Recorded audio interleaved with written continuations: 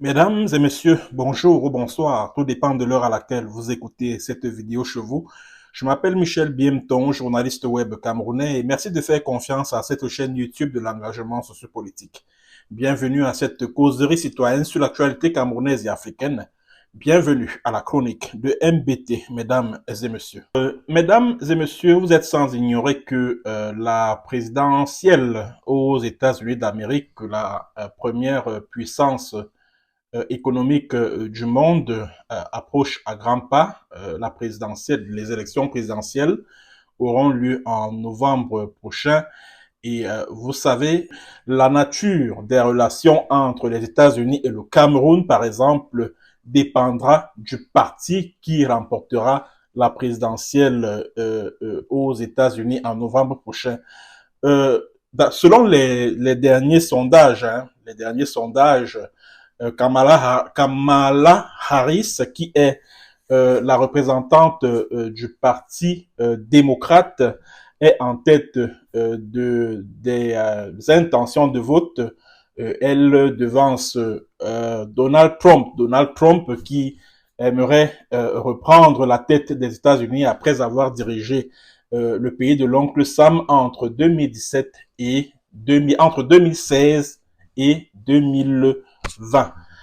Alors, selon certains analystes politiques que j'ai lus ça et là, il n'est pas très courant pour les Américains de voter pour une femme. C'est-à-dire que lors de la présidentielle et dans l'histoire des États-Unis, dans l'histoire politique du pays de l'oncle Sam, aucune femme n'a eu à diriger ce pays-là. Bon, peut-être que Kamala Harris va enfin briser ce signe indien, briser ce mythe-là, puisque, et vous avez sans doute remarqué que lorsque Joe Biden était encore le représentant ou le candidat du Parti des démocrates pour la présidentielle à venir, Donald Trump avait la faveur des sondages. Donald Trump qui représente le parti des républicains.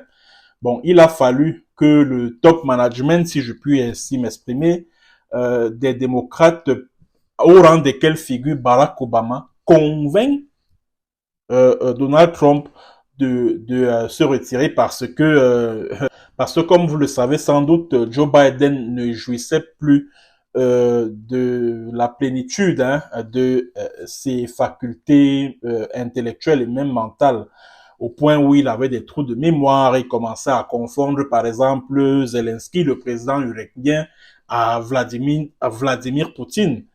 Ce qui était quand même quelque chose de très grave. Et certains, ce sont des barons du parti démocrate qui ont convaincu Joe Biden de se retirer. Alors, quelle chance pour Kamala Harris ou pour Donald Trump de remporter la prochaine présidentielle? Bon, ça va être très compliqué pour Kamala Harris, comme je l'ai dit tout à l'heure, parce que dans l'histoire des États-Unis, la société américaine est essentiellement misogyne. Donc, ça n'arrive pas très souvent aux Américains de voter pour une femme. C'est-à-dire qu'aucune femme n'a eu à diriger les États-Unis. Et toutes les femmes qui se sont portées candidates à l'élection présidentielle aux États-Unis ont toujours été battues. Ça a été le cas de Hillary Clinton, je crois que c'était en 2016, face à Donald Trump qui l'avait emporté. Hillary Clinton qui représentait le parti des démocrates. Alors j'aimerais qu'on essaye un peu d'envisager un scénario, celui du retour de Donald Trump au pouvoir aux États-Unis, parce que c'est ce que je suis en train d'entrevoir. Alors, si Donald Trump revient au pouvoir aux États-Unis en novembre prochain, ça va être très très compliqué pour le régime de Biya, parce que s'il est un président américain qui a vraiment donné des sueurs froides à Biya et à sa bande, c'est Donald Trump. Souvenez-vous que lorsque Donald Trump était aux affaires en 2018, l'ambassadeur des États-Unis au Cameroun, Peter Ballerin, c'est-à-dire qu'à l'approche de la fête du 20 mai, Peter Ballerin était allé rencontrer Paul Biya au palais présidentiel d'Etoudi. Et au cours du tête-à-tête, il a eu à dire très gentiment et très poliment, avec tout le tact diplomatique qu'on pourrait imaginer. Il a donc demandé l'ambassadeur américain à Paul Biya de se retirer, de quitter le pouvoir, de manière à ce qu'il entre dans l'histoire comme l'ont fait Nelson Mandela en Afrique du Sud et puis George Washington aux États-Unis. C'est-à-dire cette déclaration de Peter Ballerin a mis les RDPcistes, les biaïstes dans tous leurs états. Et il faut également retenir que c'est sous Donald Trump que c'est-à-dire que le conflit anglophone a éclaté et que le mouvement indépendantiste anglophone a eu ses heures de gloire. Ça, il faut le dire. Et ceci grâce au soutien des États-Unis sous Donald Trump. Parce que le gouvernement intérimaire de l'Ambazonie est basé aux États-Unis. Ça, il faut à chaque fois le rappeler. C'est aux États-Unis que le gouvernement ambazonien que dirige Samuel Sako Ikome est basé. Et ils ont d'ailleurs créé une association, Ambazonan Foundation, une association qui est enregistrée aux États-Unis. Donc, c'est sous Donald Trump que le mouvement indépendantiste anglophone, le mouvement ambazonien s'est créé. C'est aux États-Unis que un compte bancaire, c'est-à-dire qu'à la Bank of America, avait été ouvert par les ambazoniens afin de recueillir les contributions à l'effort de guerre. C'est un cabinet d'avocats américains que le mouvement naissant, le mouvement ambazonien naissant, a fait appel pour engager des poursuites judiciaires contre certains dignitaires du régime de Yaoundé accusés d'avoir commandité des meurtres, des assassinats en zone anglophone, quoi. Et c'est toujours aux États-Unis que la branche militaire du mouvement indépendantiste anglophone, le Southern Cameroon Defense Force, dirigé par un Sofongcha Nkem, un ancien soldat de l'armée américaine. Donc c'est aux États-Unis que le mouvement a pris naissance et c'était sous Donald Trump. Et il faut également souligner que c'est sous Donald Trump que les États-Unis ont pris un certain nombre de sanctions contre l'État du Cameroun, notamment la suspension de l'AGOA. Donc l'AGOA, c'est un mécanisme qui consiste pour les États-Unis à accorder des exemptions en termes de droits de douane pour certains produits venant des pays africains. Voilà ce que veut dire l'AGOA. Donc le Cameroun, l'État du Cameroun avait été suspendu de l'AGOA par les États-Unis pour violation des droits humains en zone anglophone. Les États-Unis avaient également réduit à sa portion congrue l'aide militaire américaine au Cameroun. C'est-à-dire que suite à tous les crimes que l'armée camerounaise, les violations des droits humains, les traitements cruels, inhumains et dégradants dont les soldats camerounais s'étaient rendus coupables en Ambazonie, dans ce que vous appelez le nord-ouest et le sud-ouest, les États-Unis avaient donc décidé de réduire leur aide militaire au Cameroun. Et là, c'était sous Donald Trump. Même comme c'est sous Donald Trump que certains demandeurs d'asile camerounais ont été expulsés des États-Unis parce que son administration avait estimé qu'ils étaient en situation irrégulière sur le sol américain. Il a donc fallu que Joe Biden arrive au pouvoir en 2020 pour que la situation bascule totalement. Quand Joe Biden est arrivé au pouvoir, il a d'abord commencé par annoncer que oui, à travers Anthony J. Blinken, donc, le secrétaire d'État américain, que oui, tout ce qui compromette les chances de retour à la paix au Southern Cameroun, parce que vous savez, je n'aime pas trop l'appellation Nord-Ouest-Sud-Ouest, ou que tous ceux qui compromettent les chances de retour à la paix dans le Southern Cameroun seront sanctionnés par les États-Unis. Et il y a même d'ailleurs les ressortissants du Southern Cameroun, ce que vous appelez les anglophones, qui ont fui le Cameroun ou le Southern Cameroun pour se retrouver aux États-Unis en passant par certains pays, certaines forêts d'Amérique du Sud. Ils se sont vus accorder des permis de séjour temporaires avec le droit de travailler, etc., etc. Donc, en fait, pendant que Donald Trump, lui, il expulsait les demandeurs d'asile camerounais vers le Cameroun, Joe Biden, lui, il leur a accordé des permis de séjour avec obligation ou avec le droit d'avoir un emploi aux États-Unis. Seulement, les sanctions que l'administration Biden avait annoncées en 2021, plus précisément, se sont plutôt abattues sur les activistes ambazoniens qui vivent sur le sol américain. Voilà pourquoi vous avez sans doute appris qu'il y a certains activistes, certains leaders ambazoniens même, qui se sont retrouvés en prison de manière totalement arbitraire, ça il faut le dire, parce que les autorités américaines se sont appuyées sur les chiffons de l'avocaillon, le brouillon là, Maître Baristan Salaï, qui défend l'État du Cameroun, il faut le dire, parce qu'il a tendance à dire que non, ce sont les victimes du terrorisme ambazonien, entre guillemets, qu'il est en train de défendre devant les tribunaux américains. Faux. Il est à la solde du régime de Biya. C'est le régime de Biya qui lui pompe le fric afin qu'il aille mener son lobbying auprès de certains tribunaux américains afin de déposer des plaintes pour terrorisme, etc., etc. Pourtant, quand on parle de terrorisme, c'est le Patriot Act qui s'applique. Simplement. C'est le Patriot Act qui s'applique.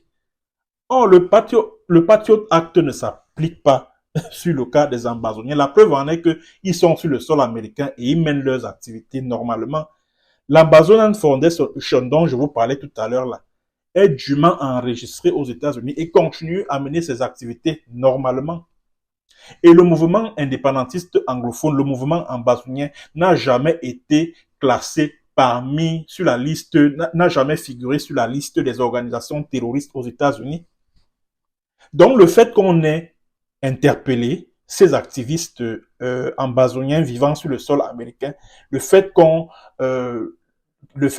qu'ils aient été poursuivis devant des tribunaux américains puis condamnés, c'est un abus. Et on a comme le sentiment que c'était des décisions de justice qui ont été rendues par certains juges américains pour plaire à Yaoundé. Parce que, souvenez-vous, et c'est l'occasion pour moi de dire que c'est sous Joe Biden que les États-Unis et le Cameroun ont filé le parfait amour. Parce que, en décembre 2022, Paul Biya et certains membres de son gouvernement, ce qui pèse quand même des suspicions de crimes de guerre et de crimes contre l'humanité en zone anglophone, ont été reçus en grande pompe et sur tapis rouge. C'est-à-dire que Joe Biden a reçu Paul Biya, un criminel de guerre, aux États-Unis. C'était quand même, ça relevait quand même de l'inédit. Ce que Donald Trump n'aurait jamais fait, c'est ce que Joe Biden a eu à faire. À savoir, dérouler le tapis rouge à Paul Biya, à son épouse et à certains membres de son gouvernement.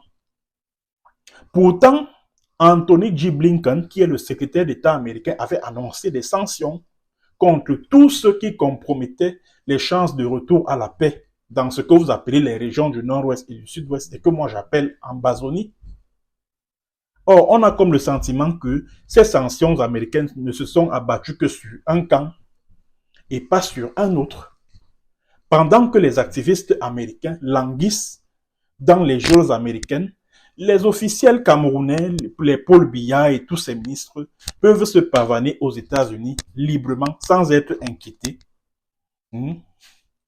Ils investissent aux États-Unis. Pourtant, je m'attendais à ce qu'ils soient interdits de séjour aux États-Unis, que leurs avoirs sont gelés parce qu'ils ont des biens immobiliers aux États-Unis. Certains ministres de Biya ont des maisons là-bas, des immeubles aux États-Unis. Je m'attendais à ce que ces biens-là soient saisis, que leurs enfants qu'ils ont envoyés fréquenter aux États-Unis là C'est-à-dire que qu'on suspende leur bourse.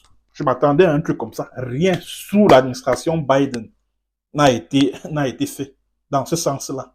Et j'ai été très, très, très déçu. Très déçu. J'ai été déçu.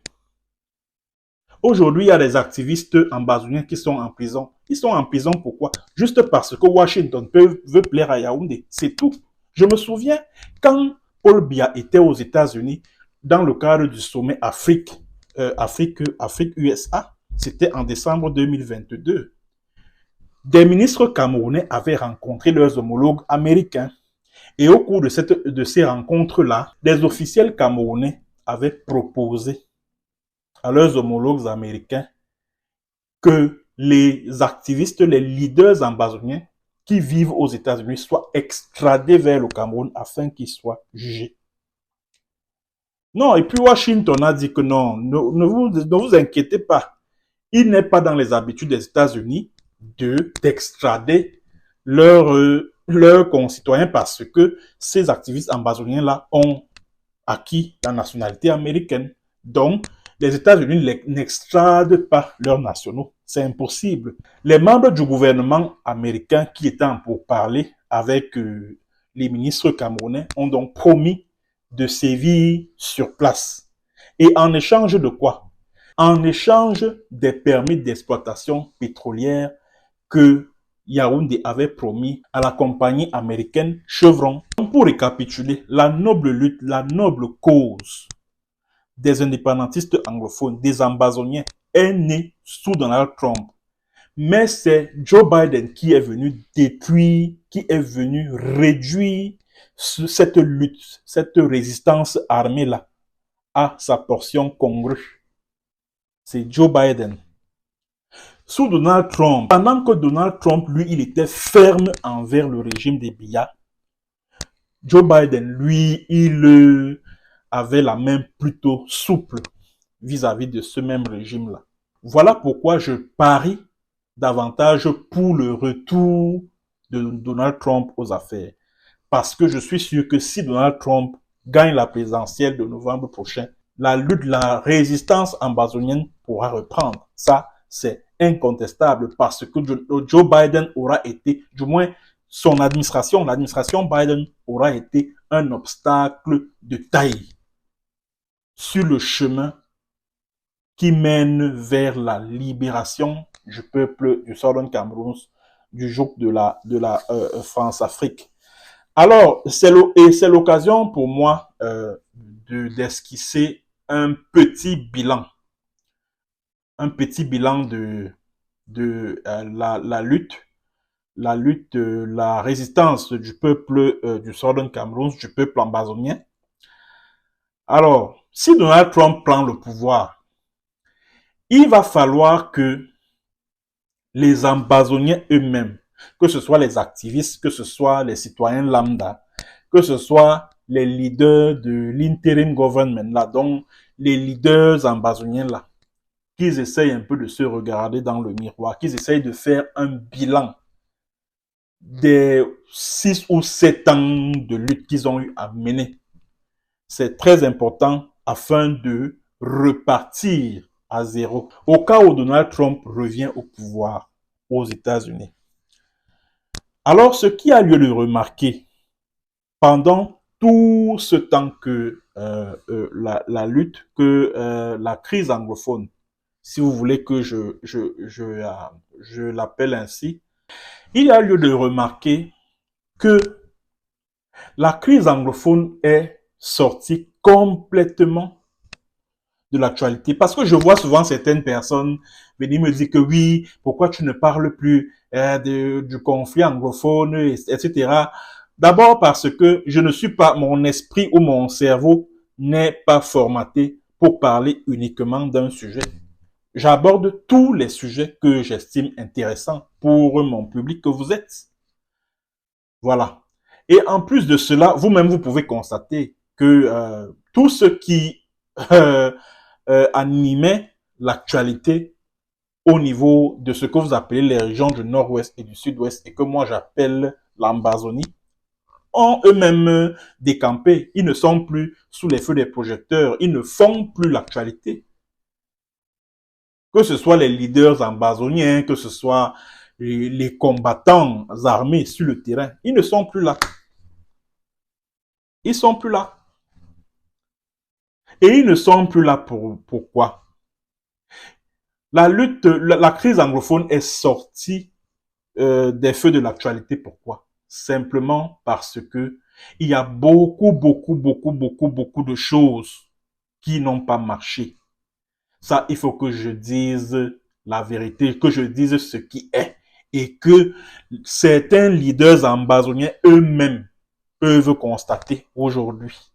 C'est-à-dire avec le recul.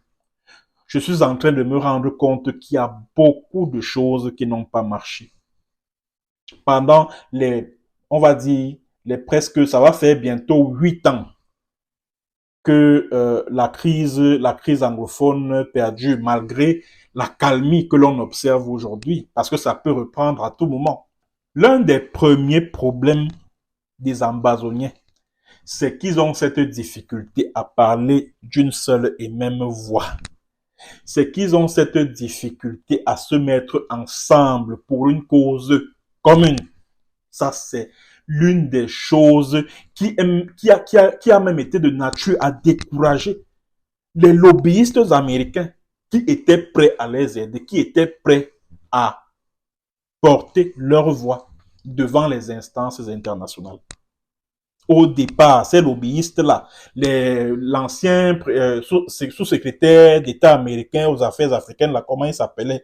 L'homme âgé là, comment il s'appelait, comment son nom m'échappe, Herman Cohen, celui qui a joué les médiateurs quand il fallait résoudre le conflit entre l'Érythrée et l'Éthiopie. C'était au départ, je me rappelle, en 2018. En 2018, à travers un tweet, Herman Cohen avait rappelé au gouvernement camerounais sur Twitter qu'ils ont intérêt à faire en sorte que le Cameroun revienne au système fédéral de 61-72. Sinon, l'Ambazonie allait être proclamée. Herman Cohen avait publié ça sur Twitter.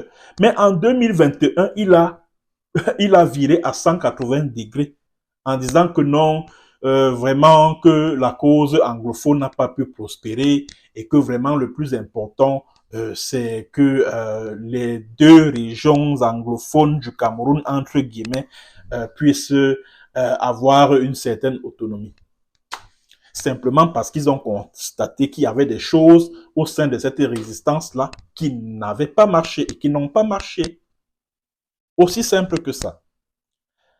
Alors, il y a cette absence de parler d'une seule et même voix qui a miné sérieusement cette résistance. J'aimerais qu'on remonte un peu à la genèse de la crise anglophone. C'est-à-dire que quand le SCACUF, dont le Southern Cameroons Ambazonia United Front, c'est-à-dire que le SCACUF a été créé au Nigeria. C'était en février 2017.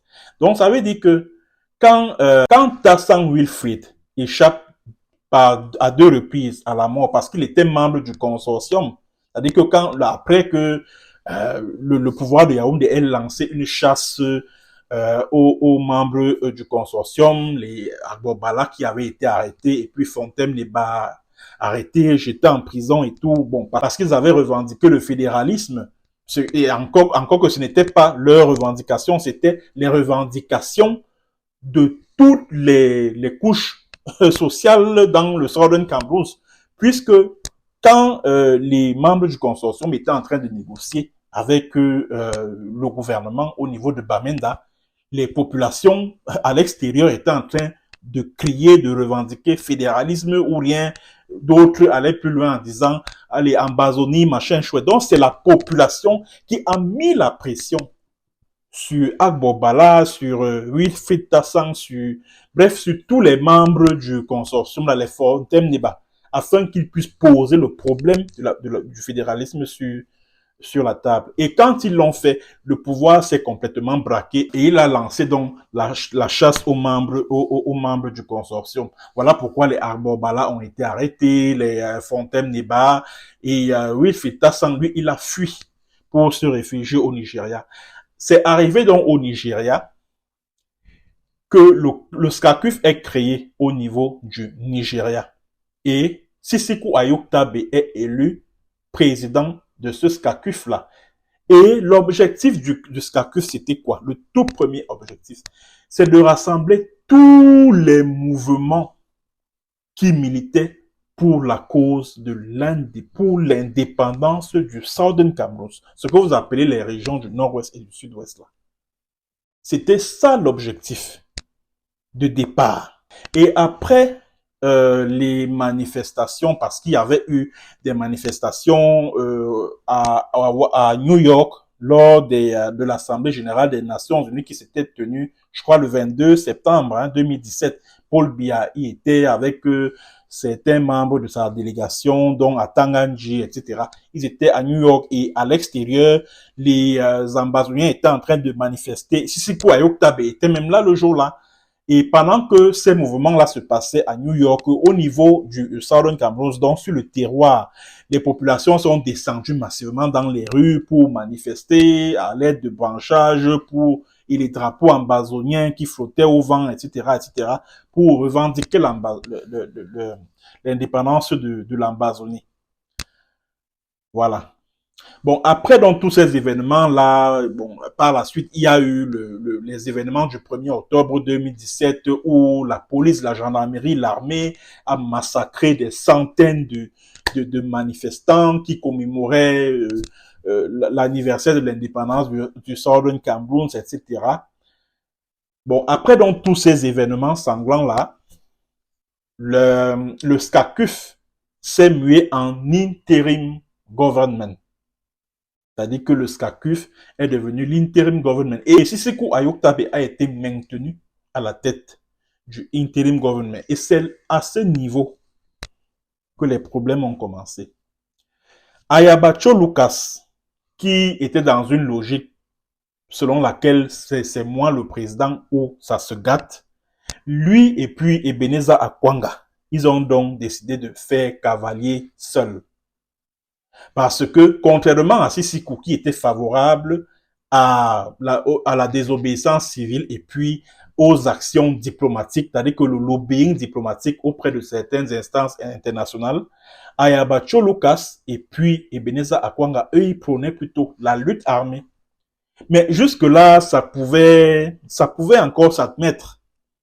Ça pouvait encore s'admettre parce que tous les mouvements révolutionnaires au monde ont connu des dissensions, ont connu des luttes, des luttes internes, des batailles internes, des querelles internes. Tous les mouvements. Le mouvement ambazonien n'est pas le seul à avoir été traversé par des vents contraires. Le mouvement ambazonien n'est pas le seul. Jusque-là, tout allait bien. Parce que la situation que traversait la lutte ambazonienne pouvait se gérer en tout cas, malgré le fait que Ayabacho Lucas et Ebeneza Akwanga se soient détachés du reste. Pourtant, la logique du SCACUF et même du interim government, c'était de rassembler tous les mouvements qui prônaient l'indépendance du Southern Cameroun. C'est-à-dire que créer une plateforme qui devait parler d'une seule et même voix. Alors, tout a commencé à aller en vrille lorsqu'en novembre 2017, le SCACUF est devenu interim government avec à sa tête Sisiku Ayoktabe. Et Sisiku Ayoktabe était vraiment un leader dans le sang. Donc, c'était un véritable meneur et la majorité des populations du Southern Cameroun qui vivent dans ce que vous appelez les régions du nord-ouest et du sud-ouest se sont tout de suite reconnus en lui, se sont tout de suite identifiés à lui. Alors, lorsque Ayoktabe Sisiku et puis 9 membres du interim government sont kidnappés au Nigeria et transférés au Cameroun, ce qui fut d'ailleurs une grosse erreur parce que installer un gouvernement intérimaire dans un pays ennemi, puisque le Nigeria c'est un pays ennemi, c'était un Nigeria ennemi des Ambazoniens. Le Nigeria n'était pas prêt à servir de base arrière à la résistance armée des Ambazoniens. C'était impossible. Aux groupes armés qui avait besoin, parce que tout groupe armé a besoin d'une base arrière. Et le Nigeria était un ennemi des Ambazoniens. Puisque, puisque lorsqu'il y a eu la sécession du Biafra, encore que ce qui se passe dans le Cameroun anglophone, là, c'est pas de la sécession, hein, je suis désolé. Mais quand il y a eu sécession, en 1900, je crois, vers la fin des années 60 et au début des années 70 au Nigeria, c'est le Cameroun. Le Cameroun a refusé de servir de base arrière aux sécessionnistes biafrais contre le gouvernement nigérien. Et parmi les généraux qui combattaient les sécessionnistes biafrais là, se trouvait le président de l'époque là, en 2017 là, en 2018, à l'époque où les Siseko et Oktabe ont été kidnappés au Nigeria là, Muhammadu Buhari. Donc il était général, donc il faisait partie des généraux qui ont maté la sécession biafraise.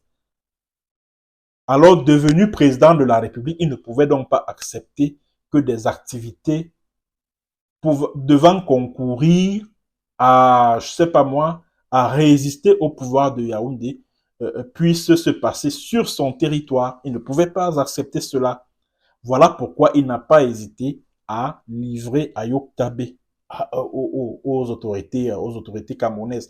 Alors, lorsque Ayok Tabé et les 9 membres qu'ils appellent le Neraten, quand ils sont donc livrés au gouvernement camerounais, c'est là où tous les problèmes ont commencé. Les batailles, des luttes, des ceci et de cela. Mais jusque-là, ces batailles, ces querelles internes-là pouvaient encore se gérer. Ça pouvait encore se gérer. Parce que courant 2018, là, que ce soit les combattants ambazoniens, que ce soit les activistes ambazoniens, bref, tous étaient concentrés sur un seul objectif. C'est vrai qu'il y avait des remous de temps à autre, les Ayabacho qui n'étaient pas d'accord, les Bohebet qui n'étaient pas d'accord avec Sioussa, et puis Ebenezer Akwanga qui n'était pas d'accord avec Sioussa. C'est vrai, il y avait ces dissensions-là déjà qui commençaient déjà à se manifester, mais la plupart des leaders ambazoniens, courant 2018, étaient focus sur la lutte. Les combattants au niveau du ground zero, c'est-à-dire que dans le Southern Cameroun, en Ambazonie, là, ils étaient focus dans la lutte. Les activistes, ils étaient sur les réseaux sociaux, bien sûr, ils étaient focus sur la lutte. Courant 2018, là. C'est à partir de 2019, là, que tout a commencé à dégringoler.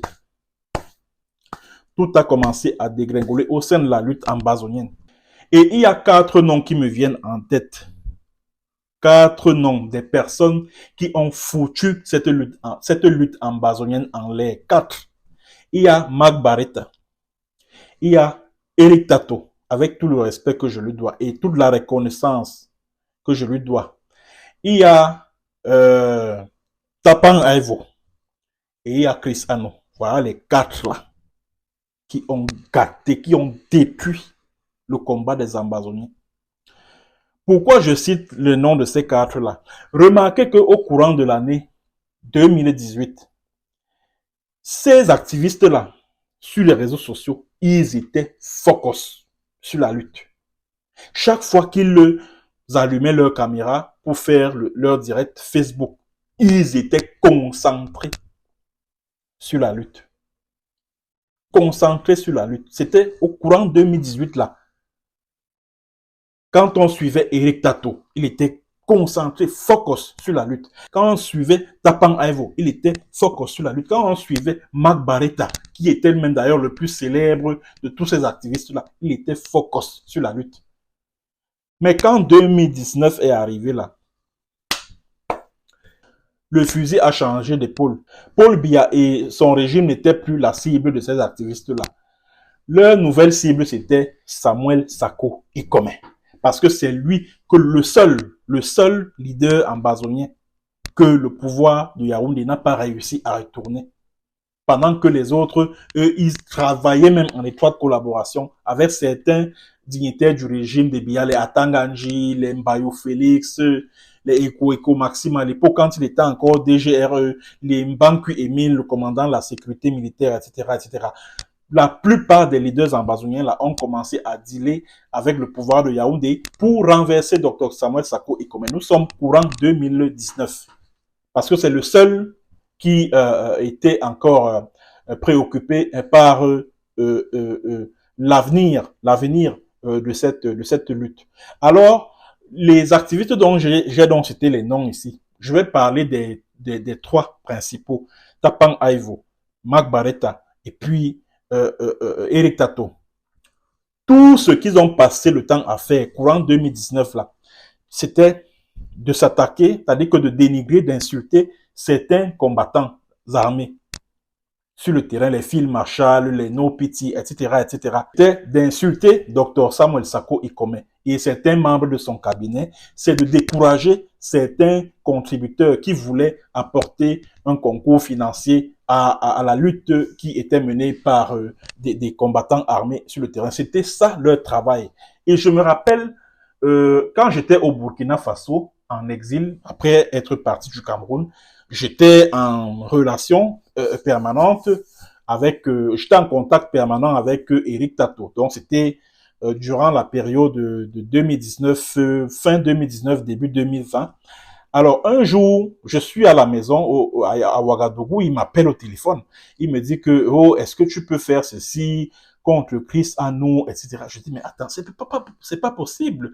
Je lui ai dit ce jour-là, mais le plus important, ce sont ces soldats brutaux camerounais, ces soldats terroristes camerounais-là, qui passent le temps à massacrer vos populations, vos frères et sœurs, qui passent le temps à brûler des maisons, à incendier des maisons dans le Southern Cameroun, à rayer certains villages de la carte du monde. C'est ce régime de Biala et sa soldatesque qui sont votre cible. Ce ne sont pas vos frères et sœurs. Ce ne sont pas vos frères et sœurs. Ce ne sont pas vos camarades de lutte que vous devez cibler. Et je n'avais rien compris. Je n'avais absolument rien compris. Quand on suivait Tapang Aivo, la même chose.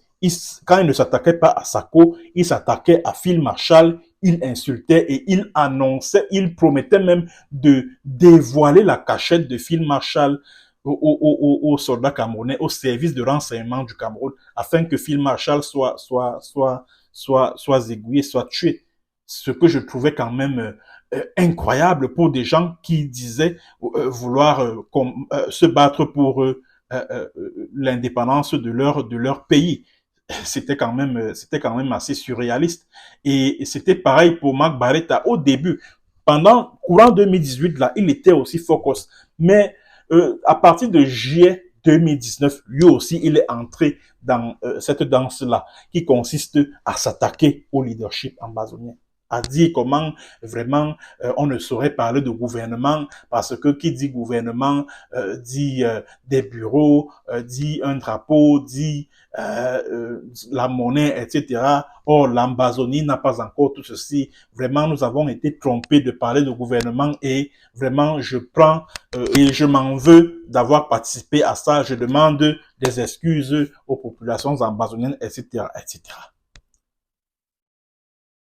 Marc Barretta a commencé et il a même rejoint le camp de Ayabacho. Ayabacho, dont je vous ai dit ici que les ADF, Ambazonian Defense Force, dont il est le commandant, c'est une milice de l'armée camerounaise. ADF. Et Marc Barretta est allé se joindre au ADF pour combattre Dr Samuel Sarko Ekome. Ils ont combattu l'initiative des Suisses qui consistait à mettre le gouvernement camerounais et le gouvernement intérimaire ambazonien sur une table de négociation où tout devrait être débattu, y compris l'indépendance du Southern Cameroun. Les Ayabacho, les Tapang Aivo, les Eric Tato, les Marc Barretta ont passé le temps à combattre ces initiatives, ont passé le temps à combattre Dr Samuel Sarko Ekome. Ce qui fait que les leaders, les membres du interim government avaient dorénavant deux fronts à gérer. Le front du terrain là-bas, où les combattants ambazoniens affrontent les soldats camerounais. Et le front ouvert, et un autre front, un deuxième front ouvert par les activistes prétendument ambazonien. Et le leadership et le gouvernement intérimaire ambazonien s'est retrouvé en train de consacrer l'essentiel de son énergie à contrer la campagne qui était menée contre lui par certains activistes ambazoniens qui avaient déjà été payés, qui avaient déjà été stipendiés par certains ponctes du régime. Les Atanganji, les Mbayou Félix, etc., avaient déjà contacté certains activistes-là, les activistes ambazoniens, pour qu'ils s'attaquent à Dr Samuel Sako Ikome. Eric Tato, alors, t'as dit que le nom de Samuel Sako Ikome était devenu comme sa brosse à dents. Chaque fois qu'il faisait un live Facebook, courant 2019, là, c'était pour parler de Sako. 2019, 2020, 2021, 2020, c'était que pour parler de Sako. Il ne parlait même plus de la lutte, il ne parlait même plus du combat contre ce qu'ils appellent la République. Non, non, non, non, non. Il ne parlait plus de ça. Leur préoccupation, la préoccupation des Eric Tato, des Marc Barretta, des Tapang Aivo, c'était que oh Sako, dit Sako date, oh Sako, Sako, Sako, Sako, Sako, Sako, Sako, Sako, Sako. Il fallait le faire partir à tout prix parce que Sako avait refusé de vendre la lutte ambazonienne au régime des Biya. Et il y a également autre chose qui a tué le combat des ambazoniens, c'est la guerre de leadership. C'est-à-dire que tous les militants de la cause ambazonienne, les activistes et autres, ne réfléchissaient plus en termes de ce qu'ils allaient apporter à la lutte, en termes de contribution financière, en termes de ceci, en termes de cela. Non, non, non, non. Ils réfléchissaient déjà en termes de qui est mon leader. C'est Sako mon leader. C'est Sisiko Ayoktabe mon leader. Certains sont même allés jusqu'à préférer Sisiko Ayoktabe, qui est en prison à Yaoundé, à Samuel Sako Ikome, qui l'a remplacé après son kidnapping et celui de 9 membres de son staff au Nigeria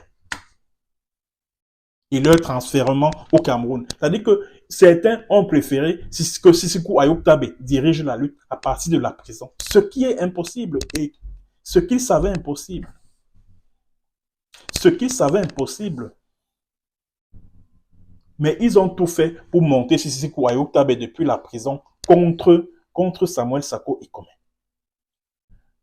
Voilà pourquoi Samuel Sako Ikome, c'est-à-dire qu'il y a une procédure d'impeachment, donc Ayoktabe a été exclu de la lutte, c'était je crois en juin 2019, et Samuel Sako Ikome a obtenu les pleins pouvoirs pour continuer à conduire la résistance ambazonienne. C'est chacun qui disait non, non, non, Ayabacho, c'est lui mon leader, c'est lui le meilleur.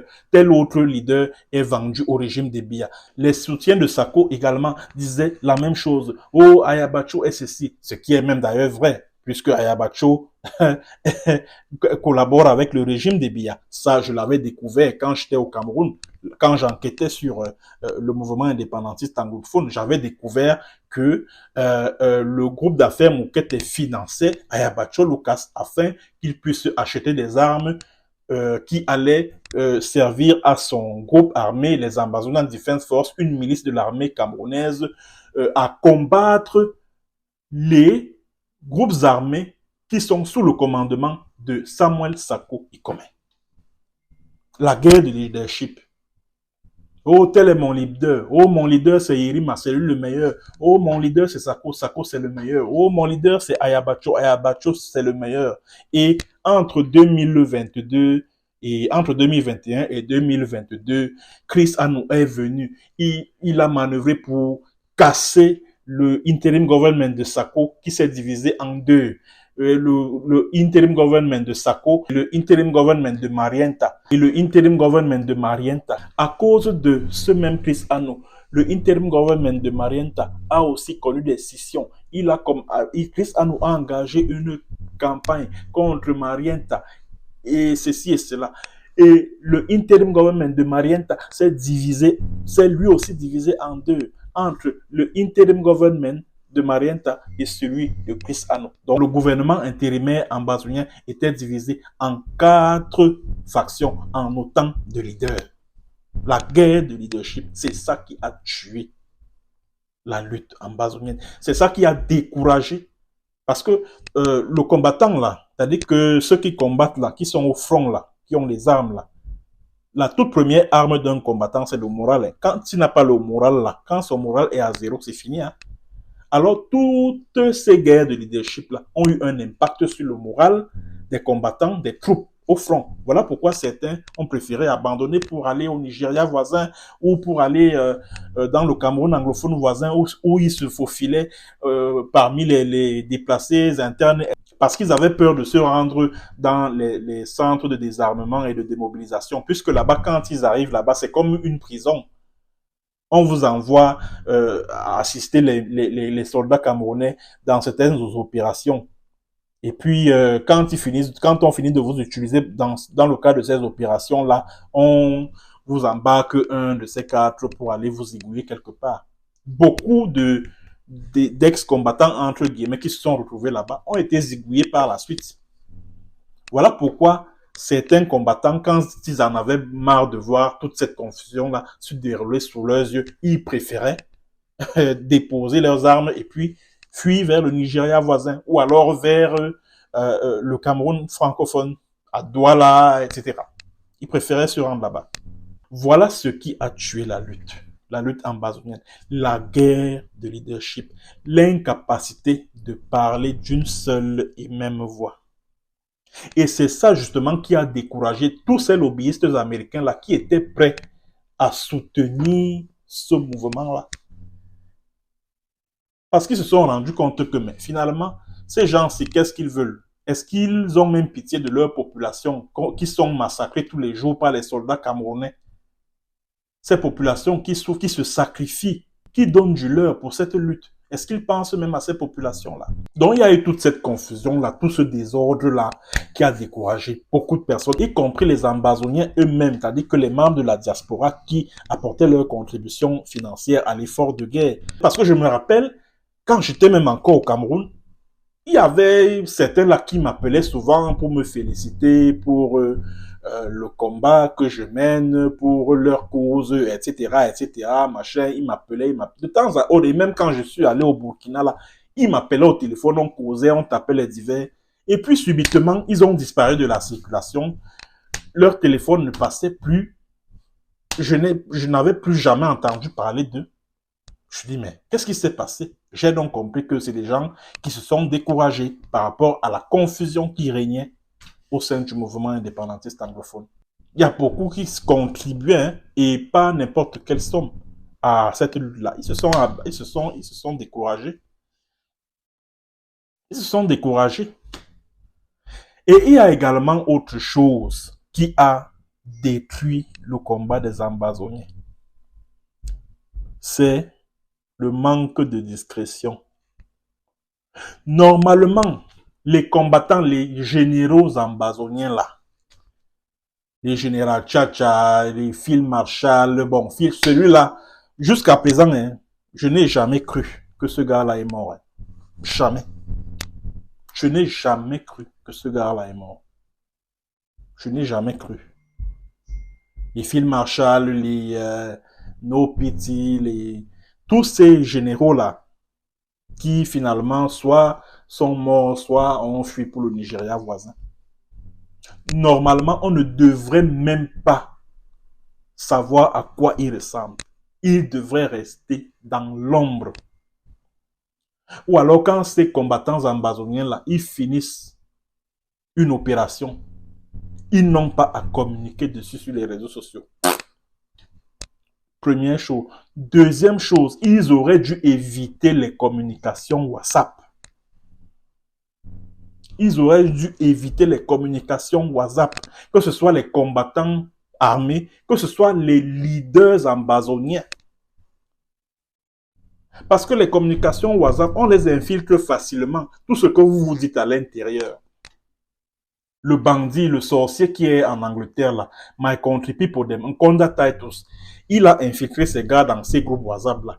Tout ce qui se dit à l'intérieur, allez, il récupère, il vient faire, organiser ses directs sur Facebook, sur YouTube, à partir de ce que vous vous dites dans vos forums WhatsApp. Et ça déteint sur votre lutte. Ça déteint sur la lutte. Vos dissensions internes devraient rester entre vous. Ça ne devrait pas se retrouver dehors. Alors quand certaines informations stratégiques se retrouvent sur la place publique, ça jette le discrédit sur la lutte. Aussi simple que ça. Manque de discrétion. Normalement, il y a des informations stratégiques qui devraient être traitées entre les membres. C'est-à-dire que dans un cercle restreint, des membres du interim government, ça reste dedans. Les combattants ne devraient même pas approcher les trucs WhatsApp, les trucs comme ça là. Les combattants, du moins ceux qui sont sur place avec des armes, ils ne devraient pas se retrouver dans des forats WhatsApp et tout, et tout, et tout. Parce que c'est à partir de ces forats WhatsApp-là que les services de renseignement camerounais, que les Nkonda Titles, parce que Nkonda Titles travaille avec les services secrets camerounais. Quand vous entendez Nkonda Titles, ma country people, quand vous l'entendez dire, oh, tchoukou, I'm working with tchoukou, là, c'est un agent des services secrets camerounais qui file les informations à ma country people. Et je me rappelle que entre 2022 là, et 2023, là, c'était grave. Les insultes entre les membres de la résistance ambazonienne, parfois en dessous de la ceinture, les engueulades dans les forats WhatsApp. Et c'est comme ça que ma country people récupérait ça pour brandir ça lors de ses directs Facebook. Mais franchement, c'était la catastrophe. La catastrophe. Et la communauté internationale, les ONG internationales étaient sans doute au courant. Ils disaient seulement que vraiment, ça c'est grave. C'est grave. C'est grave. Donc il y a des informations là, c'est-à-dire que hautement stratégiques, qui n'auraient pas dû sortir du cadre, c'est-à-dire que qui n'auraient pas dû se retrouver dans des forats WhatsApp. Vous pouvez créer des télégrammes où, je sais pas, vous vous réunissez en présentiel et puis vous discutez de vos stratégies, de la stratégie de la lutte, la stratégie de la résistance, sans forcément recourir à WhatsApp, à ceci et à cela. Quand il faut lever les fonds pour aider les combattants, vous prenez le lien, vous brandissez comme ça, oh, il faut contribuer là-bas. Et c'est comme ça que les services de renseignement du Cameroun signalent ce lien-là. Et l'argent qui est contribué pour aider les combattants ne leur parvient pas. Oh non, vraiment, c'est terrible, hein? C'est terrible. Il y a vraiment beaucoup de choses qui n'ont pas marché dans cette lutte. Beaucoup de choses qui n'ont pas marché. Et qu'il va falloir que les Ambazoniens rectifient. Au cas où il leur est donné l'opportunité, l'occasion de relancer leur combat, leur lutte, leur résistance armée. Il faut bien qu'ils leur rectifient certaines choses. Qu'ils soient le plus discret possible, c'est-à-dire que de manière à ce que l'ennemi en face ne soit au courant de rien, de ce qu'ils sont en train de préparer, de leur stratégie, etc. Même s'ils ont des griefs entre eux, même s'ils ont des problèmes, des querelles entre eux, que cela ne soit pas su par un tiers. Que les personnes extérieures ne soient pas au courant de ce que tel a lancé tel mot à un... Non. Que ça reste entre eux, dans leur cercle restreint. La discrétion, c'est ça qui leur a manqué. Et c'est ça qui a détruit complètement leur lutte. C'est ça qui a détruit complètement leur lutte. Et il y a également autre chose qui, de mon point de vue, a été le ventre mou de la lutte ambazonienne. C'est la communication. La communication a été, mais alors, la plus catastrophique qui soit. Vraiment, j'ai du respect pour Chris Anou, qui est un brillant journaliste. Mais franchement, s'il y a quelqu'un qui a foutu la communication du mouvement ambazonien en l'air, c'est lui. J'ai été vraiment très surpris de tomber sur une vidéo dans laquelle c'était lors d'un des directs de Chris Anou, quand il était encore chargé de la communication du interim government de Sako, avant qu'il ne se gâte avec le groupe de Sako pour créer son interim government à lui, avec Marienta. Au cours d'un direct, je crois que c'était en 2019, hein, il avait invité les combattants ambazoniens, les Ambazonan Restoration Forces, comme ils ont l'habitude d'appeler ça, à s'attaquer aux installations de l'ONU, parce que l'ONU est de connivence avec le régime génocidaire de Paul Biya, etc., etc. J'ai dit, ouais, ça, c'était la pire des communications, la pire des choses qui soient sorties de la bouche de Chris Ano. Il n'aurait pas dû dire ça.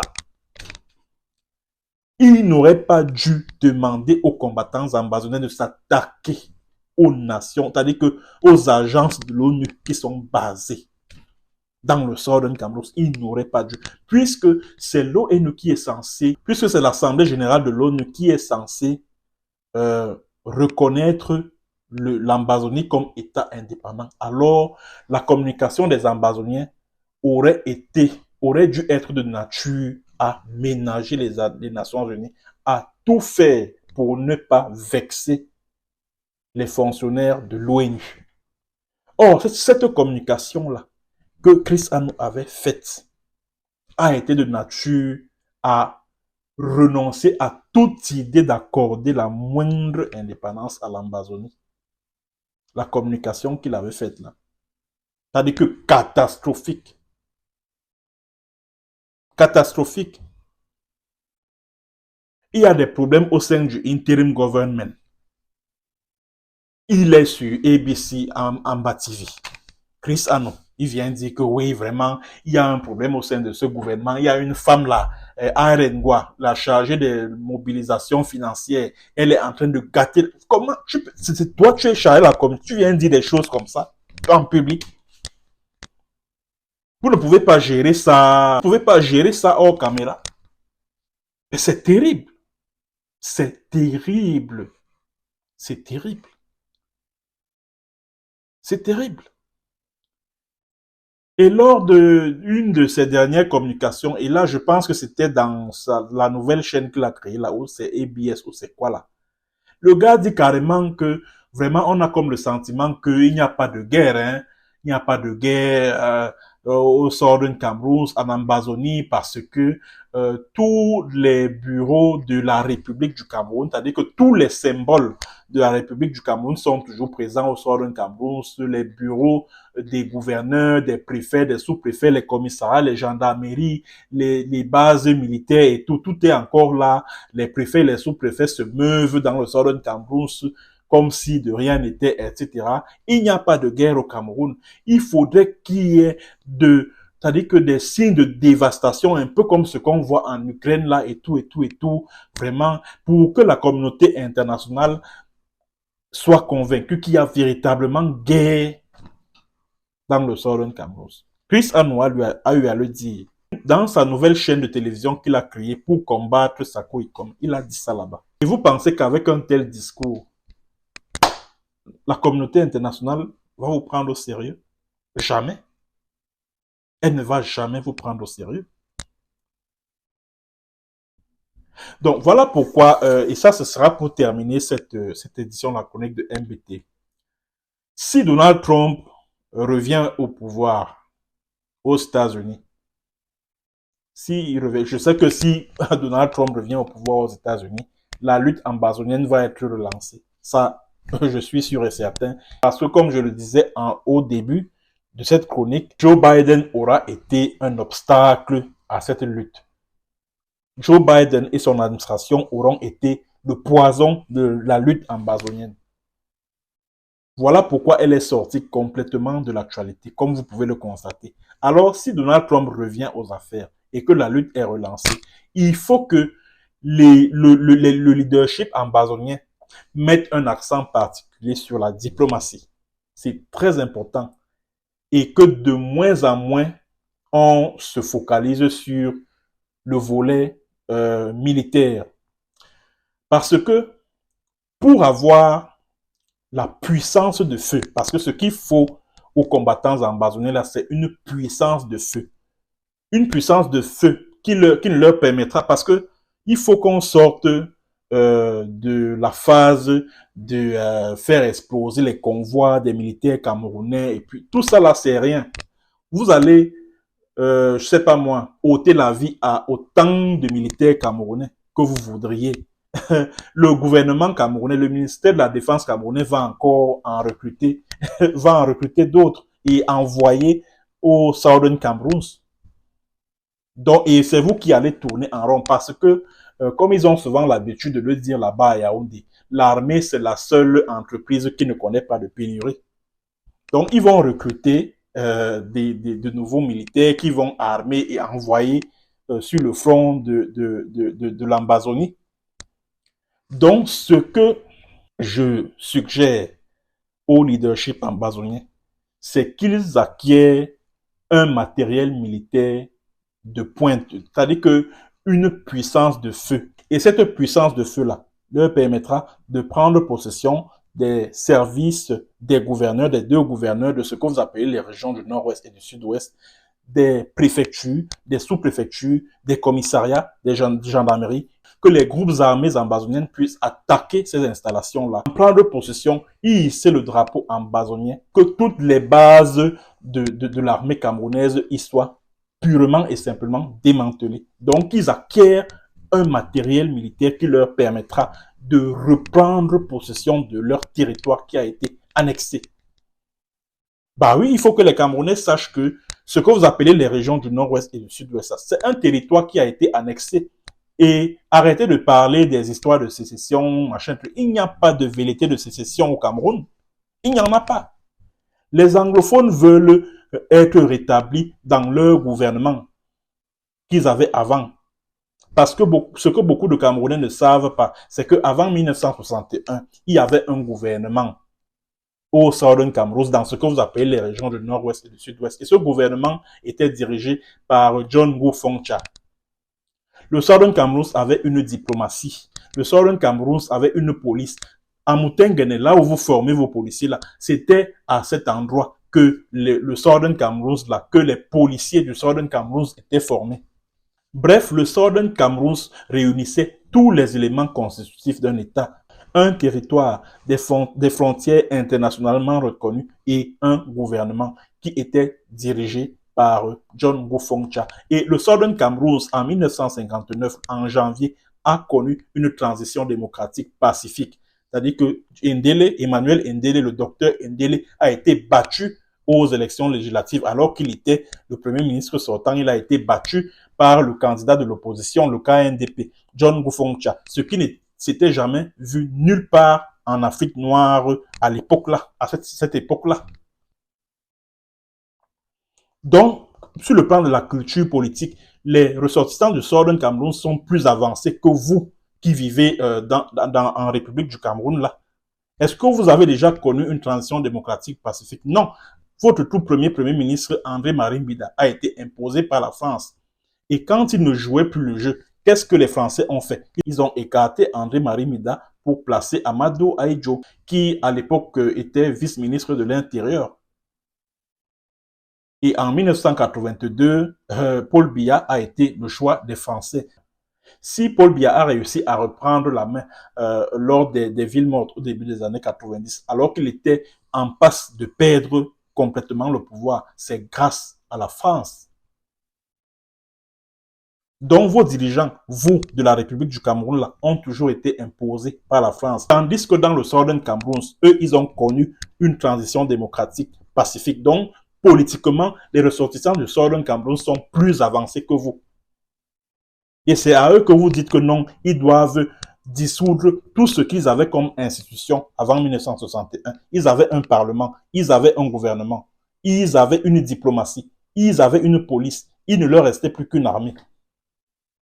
Donc, ils doivent dissoudre tout ça, oublier tout ça, pour que leur territoire devienne une partie de la République du Cameroun. Où est-ce que vous avez déjà vu ça? Voilà pourquoi je dis que les Ambazoniens ne sont pas des sécessionnistes, ce sont des indépendantistes. Donc, ils veulent parachever le processus d'indépendance qui s'est stoppé en 1961 par une annexion de leur territoire par Amadou Ahidjo avec la complicité des autorités françaises. Aussi simple que ça.